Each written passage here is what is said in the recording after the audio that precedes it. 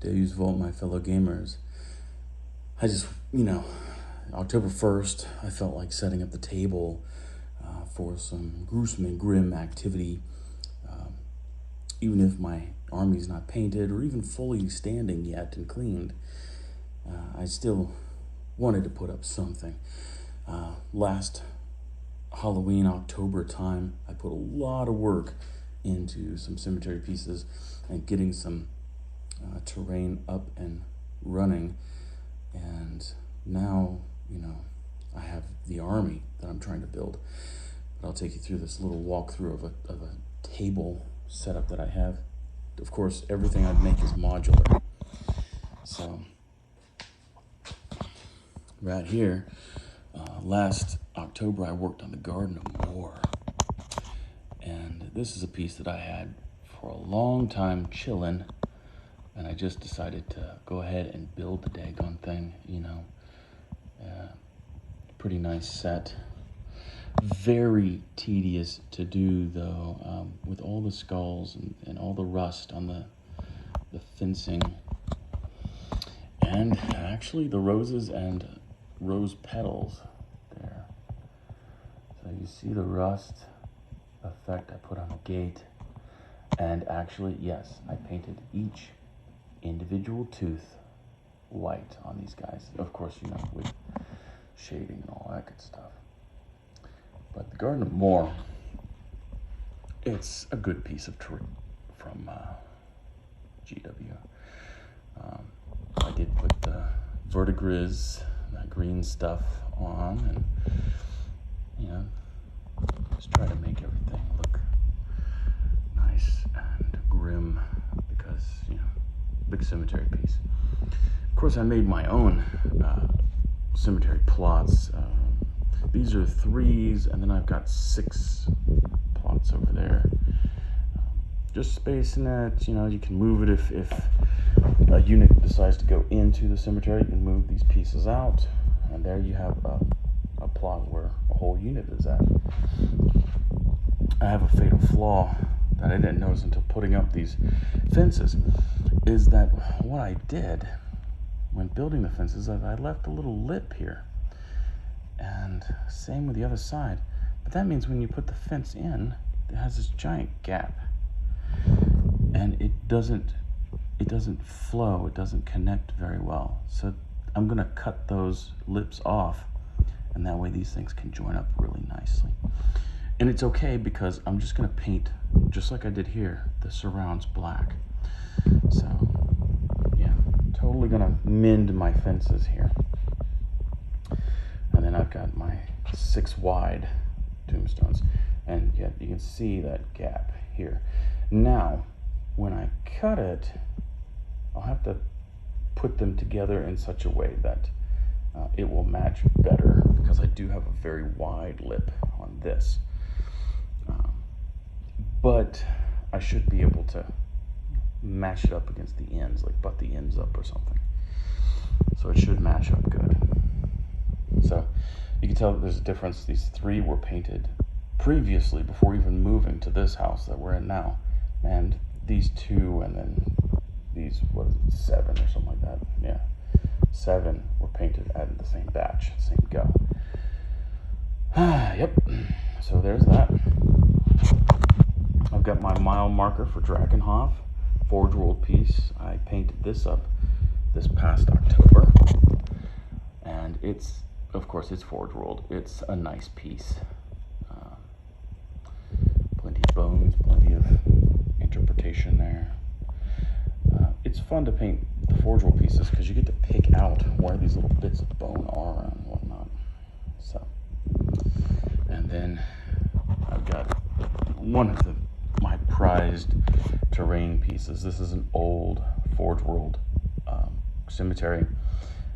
They sold them in 2 sets. They sold them just this big piece, which was okay. Then they sold the big set, which I don't have. I wish I did, but it's this main piece and fencing. That's all that I remember it came with. It came with a fence as well as this. I wish I had that fence, but I'm very happy that I have this. So you've got clear inspiration from the army of darkness. And actually, these skulls had candles on them once upon a time. When I got this piece, it was already secondhand. I traded for a friend of mine for this, and I'm very happy that I did. You get this. Oh yeah. Leads to a secret compartment all the way down there. Pretty gruesome. And then his tombstone's backwards, or his crypt is backwards, but yeah, that's right. You got a stake vampire. You see. You got that stake pointing right out of his chest, and they did him right. So, very, very cool. I think he's supposed to go. No, his body's laying like that, so it has to go there. I don't know why they have a moon, a wolf's head in a moon on that guy's tomb, but whatever. So, very cool set. I have my modular tree sets out. My prototype hedges. I have some hedges. They're not painted yet. I have what I wanted to do. Finalized it. These. They look clean, and actually they're pretty tight up against the MDF boards. And so here it is. It's just gray. I primed this gray. That's right, they were green.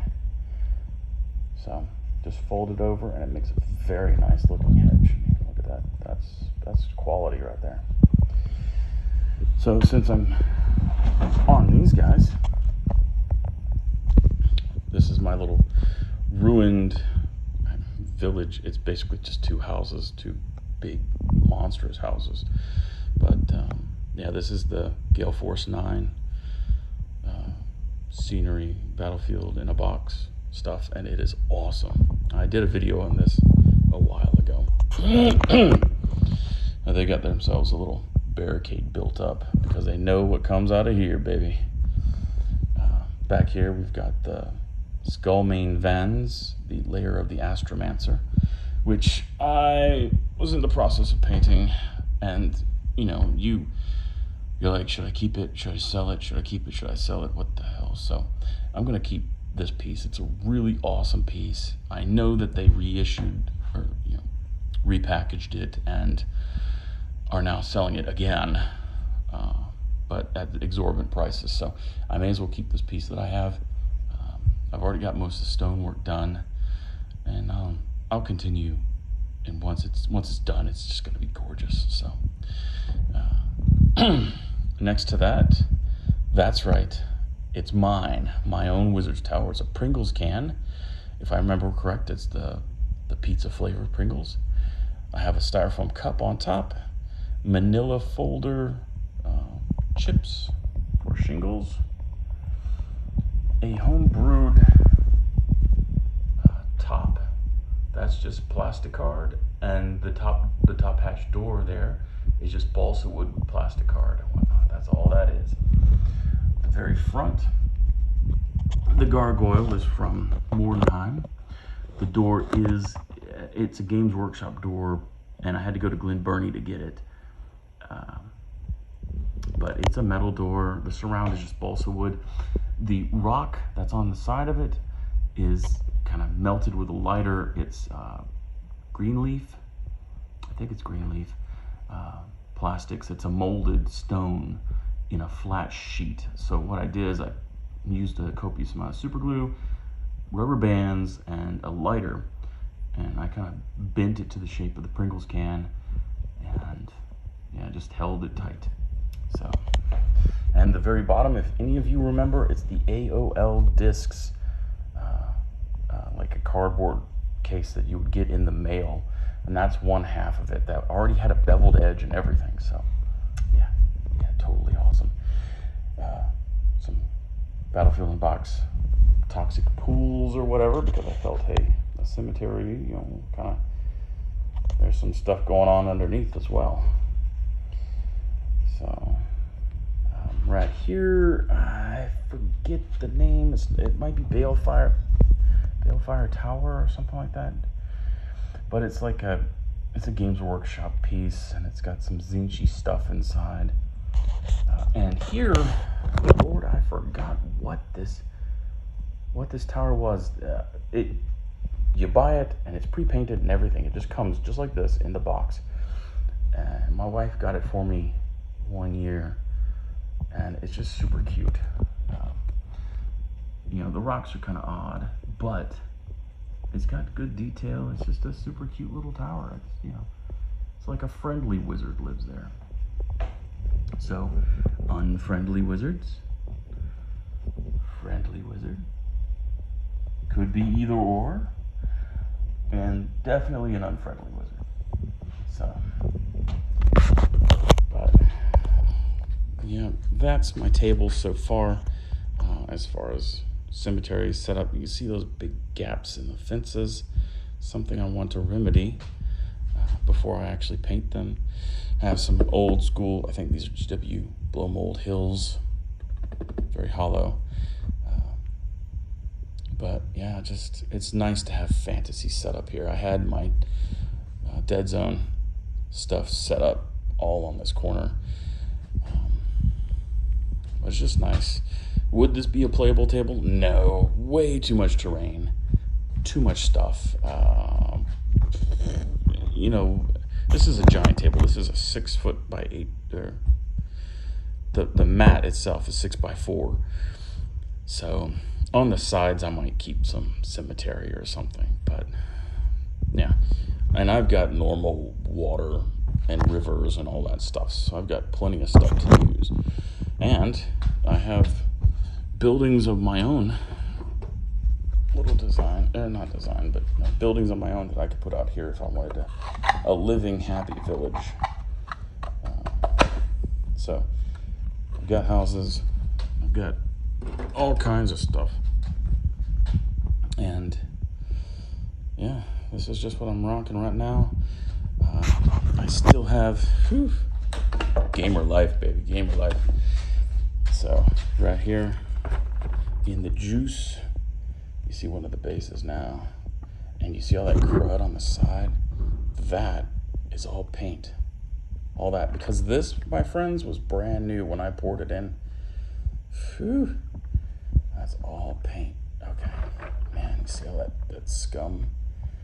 So what's in here are zombies and ghouls from the big lot that I bought. So all the painted zombies and ghouls right in here, which is fantastic. They look like they're about ready to come out of the soup. What I'll do is I'll come out here and I'll agitate it.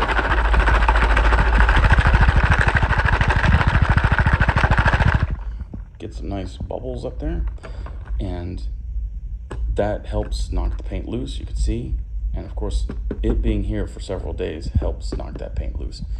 And these should come out looking pretty good. I posted a video earlier today about the ghouls that I've been grinding to get out. And now I've cut all the other ghouls and whatnot off the sprues so that I can get a horde of ghouls, which I do have one horde of ghouls. Very excited about that. But yeah, I'll get them. And I found something really cool. With the ghoul sprues, they give you hand options. So there's, 3 hand options. So you can cut off a pre-existing hand, which really helps me out. Because, like I showed you guys, the fingers were broken off of those bad boys. Ooh, is that one? That one's glued on. Okay. Oh, you gotta be kidding me. Did I glue on? Maybe I did. Okay, this one's not glued on. So, and I did give it a light dry brush in the inside just to be kind of creepy and dark. I thought these, that bad boy's on there. And so is that bad boy. But, yeah, that's right. Because anytime you can paint a sarcophagus and have a cool removable lid, you should do so. Be able to show all that detail. You know, these guys make these models cool and whatnot. Do it up. What really kind of bugs me, this is not a cheap set. even if you bought it when it was first released, which was still like $50. I mean, in some places, $50 was what this cost when it was first released. I see jokers all the time with their undead armies. They'll have especially these two buildings and this building here in their horde regiment, in their horde as a filler. This is terrain. This is like expensive stuff. And they're taking a kit that was originally $50 and they're taking pieces out of it. I have seen at least two with this whole gate setup right there. The zombie arms are going through the gate and all that stuff. Happy days. But this is a main feature to this set. And it's like, guys, stop the insanity. Okay, stop being wasteful. Like, my goodness, have your nice complete set. You could do other things for fillers, scratched built stuff too. This is freaking expensive. So I don't know if that's like a bragging right, say, hey, I just jacked up a super huge expensive terrain piece, because now this crap is $200 in the box. 2 hondos, man, in the box. So this set that's nicely painted, everything's, you can take it apart. It's all modular. Nothing's glued together. What? $400 for that set? Painting stuff. And it's not a wuss level paint job either. I can't see putting that into a crap regiment of zombies that are just going to evaporate. Even if it's a legion of zombies. Dude, just build 60 freaking zombies. I would rather build 60 zombies and pay the price for 60 zombies versus destroying any one of these pieces of terrain just so I could have, like a zombie crawling over it. I mean, it might look cool, sure, but you could 3D print stuff, man, for like $1.50 and have a little hollow building out there for a zombie to crawl through. Anyway, that's my little rant for people being wasteful, I guess.